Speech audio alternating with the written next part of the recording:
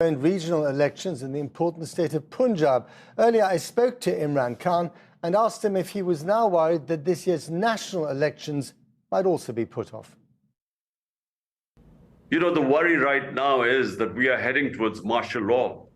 I mean, when basically this is now a total, complete violation of our constitution. The 5 judges of the Supreme Court categorically stated that according to the constitution, the elections in Punjab had to be held on the 30th of April. And beyond 30th of April meant that they were going beyond the constitution, the law of the land.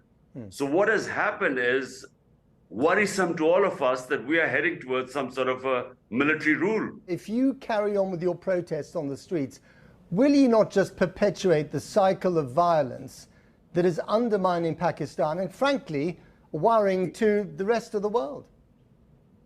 Matt, now look, let me put the facts on the table for you so that you know what is happening in Pakistan. When we were removed, not once did I do any demonstration that was beyond what the constitution allows me. Like, for instance, in France, there are protests on pensions. So my constitution allows me to hold rallies and put our point of view forward to the people. Now, since last 2 months, we were in power in 2 of the 4 provinces. We dissolved our governments. The constitution says elections should have been held in 90 days. And the Supreme Court then passed a ruling that on 30th of April, they should be held, elections should be held. We didn't do anything outside the law. We dissolved our governments to hold the elections on the 30th of April. But what the government is doing, and this is the worry, now this is where the destabilization will take place, because they are now going against the constitution. And they now are pushing the elections forward, God knows when, simply because they know that they will lose in the elections. Okay, so Pakistan is a nuclear-armed power on the verge of bankruptcy, sitting on a geopolitical fault line, a very dangerous one. What are you doing, what are you personally doing to make the world lose less sleep right now?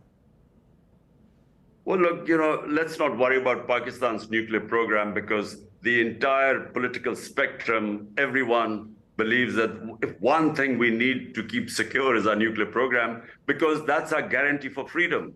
Because we have a neighbor 7 times the size of Pakistan, and clearly the 3 wars fought, and we just feel that, you know, we need that security of this nuclear cover. Pakistan has an enormous amount of influence on events in neighboring Afghanistan. Would you say to the Taliban running Afghanistan today to let the girls go to school?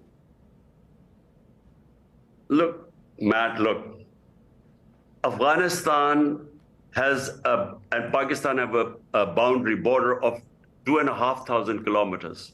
No, I'm talking about schools here, specific. I don't want to geography lesson.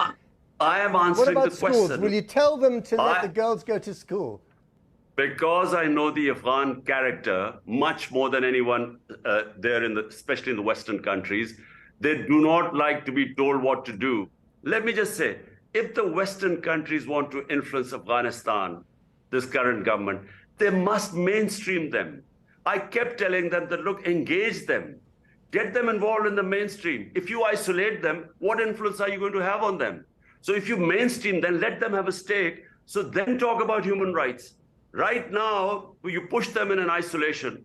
The money is frozen. And why would they listen to anyone? So my advice is that, you know, get them involved.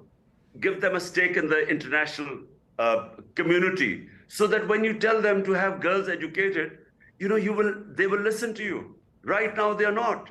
And they react when you try and tell them anything, because who are you to interfere in our internal affairs? Okay, we're going to leave it there. Imran Khan, thank you very much for talking to us. Thank you, Matt.